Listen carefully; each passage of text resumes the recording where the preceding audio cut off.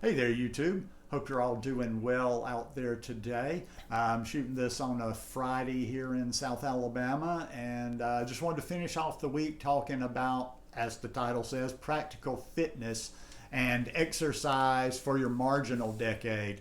Marginal decade is a term I borrowed from Dr. Peter Attia.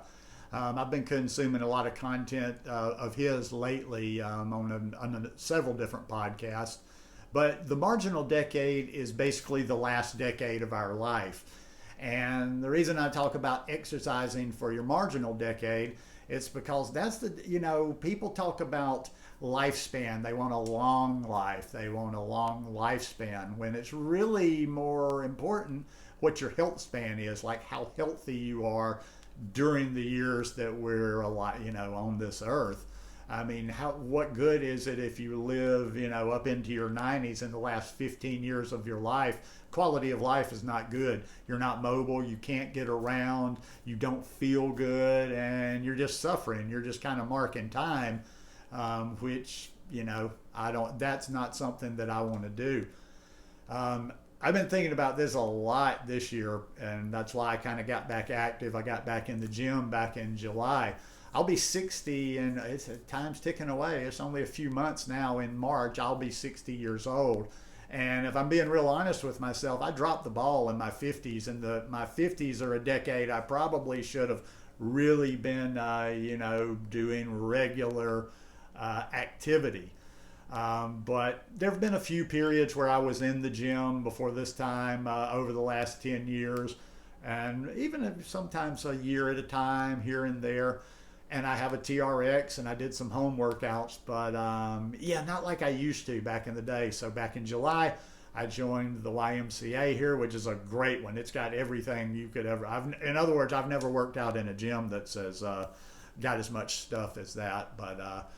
It's not just all about lifting weights like I used to do when I was younger, and that's where it comes in. I've mentioned over the last few months that I listen to Simon Hill's podcast a lot. A podcast I stumbled on and started listening to, and he's got a lot of good guests on there. In fact, Dr. Peter Attia, I think that's where I first heard of him. Now I've gone on to check out some more of his content. He's got a podcast. He's got a YouTube channel, and I'll drop all these names down in the description below. I've seen Dr. Attia on Rich Roll's podcast, which is really good as well. And there's another guy that's really good too that I would search him with Simon Hill, because I don't think he's got his podcast, but he goes on Simon Hill's quite often, and his name is Drew Harrisberg, and he may have a PhD in fitness, exercise, all that kind of movement. So he's got a lot of good, interesting information as well. But what our marginal decade, like I say, is the last year of our life, and I just got started thinking about, okay, what do I need to start doing now? Think of it as investing. The more you invest now, the sooner. And hey, this isn't just for older people out there. You're in your 20s, you're in your 30s, start doing it now. It's kind of like with money. If you start investing earlier, you're going to have a lot in the bank by the time you get old, and you're going to have a good base, and you're just going to continuous. It's just going to you're going to be healthy all throughout your life, God willing, unless something happens that's beyond your control. Now, one of the things like I say, I used to always just be a gym kind of guy, a long time back in the day, but I've recently started really focusing on cardio, and I've focused on both aerobic and anaerobic.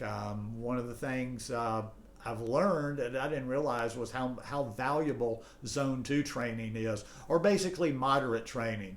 And when I say moderate, zone 2 technically is between 60% and 70% of your maximum heart rate, generally up in the higher end. It's going to be a little bit different for everybody, but and also too, like, I need to get myself a heart monitor here soon. I'm doing a lot of kind of estimating. When I'm on the treadmill doing my cardio, I'll touch the hand, like the handles will give you a heart rate, but I'm guessing that's probably not the most accurate. But if you don't have a heart rate monitor, don't want to have a heart rate monitor, it's basically moderate exercise where you're pushing it a little bit, but if you were with somebody, you could still kind of have a conversation, but it's not super easy. Like you can talk, you're not out of breath, but you're not going to sit there and just talk on the phone for 15 or 20 minutes. If you can do that, you're probably not working hard enough. That's zone 2. And then we also we need some training where we really jack our heart rate up, the anaerobic part of it, over 85%.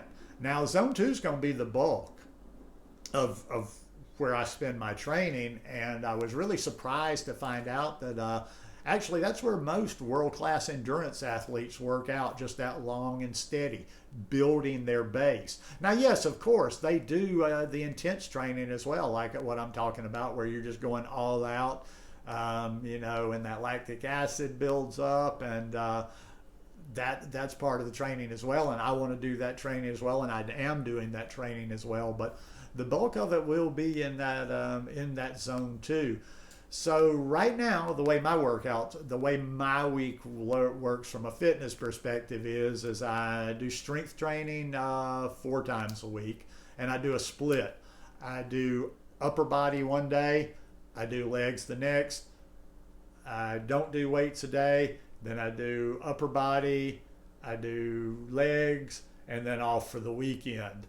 But on the other days, or sometimes even on the same day that I'm doing strength training, I will do zone 2. I'll get on the treadmill after I finish my workout. And also too, there's other equipment in there that I'm using as well, like the stationary bike. They've got good spin bikes in there and rowing machine. But for the zone 2, I find the treadmill to be more efficient, because what I do is I just find the speed. I'm generally about walking at about 3.5 miles an hour, and I just crank up the incline accordingly.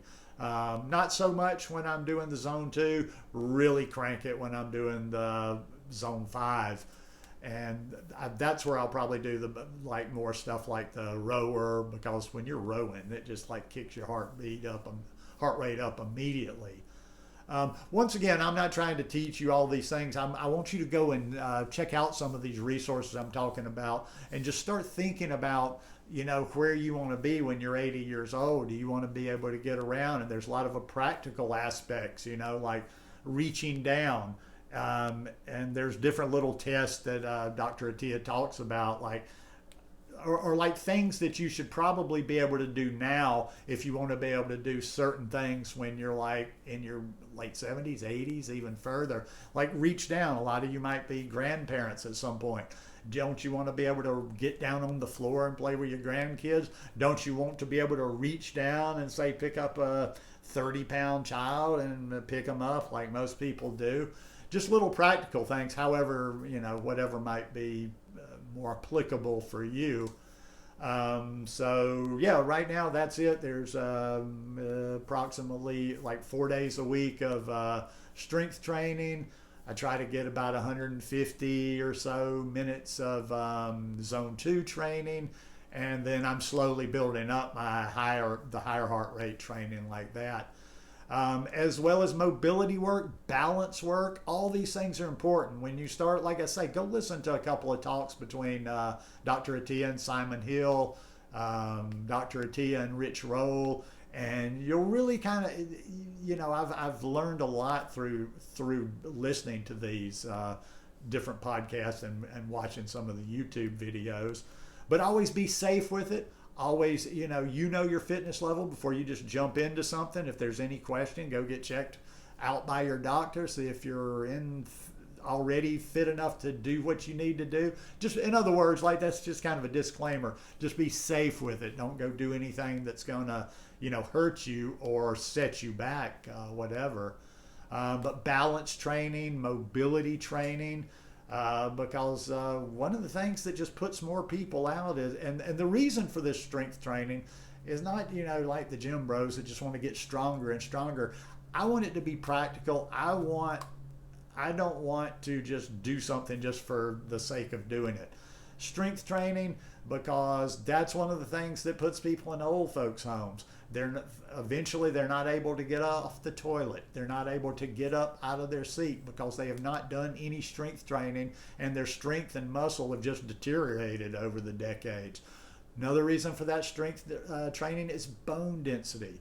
What is it that sidelines and basically is the downfall of so many older people is broken bones, specifically broken hips, broken femoral bone. That's a bad one as well too. Heard a statistic that blew my mind. Statistically, when a person falls and breaks their hip after the age of 65, there's about a 30% chance that they won't live more than a year, that within a year their life will be over. So as much as possible, I don't want to go out like that. So like I say, today is just like, I hope maybe it just sparks you to think of like different points of your fitness, not just one thing, not just doing this, not just doing cardio, not just going for walks like I've always loved to do, but also too, people are going to do what people are going to do. And the most important thing overall is just get out and move your body. Do something, be physical, get some exercise. If you don't like the word exercise, like I say, just move your body. But a lot of times people will say, well, they just don't have time or they have reasons, this and that. And that's all fair. That's fair. You know, everybody's got to make their own decision. But also too, it's sad when you see people get up to those ages where, and you can see in their eyes when they tell you something, like they say, hey, I really wish I'd have paid attention to this. I really wish I'd have taken care of myself better in this way. So like I say, just a little bit of thought on not just, like I say, working out for the hell of working out, but you know, fitness for life, being able to do the things we want to do for life. So anyhow, hope you guys enjoyed this one today. If you like it, please give me a thumbs up. Be sure and subscribe to the channel and have a beautiful weekend. Peace.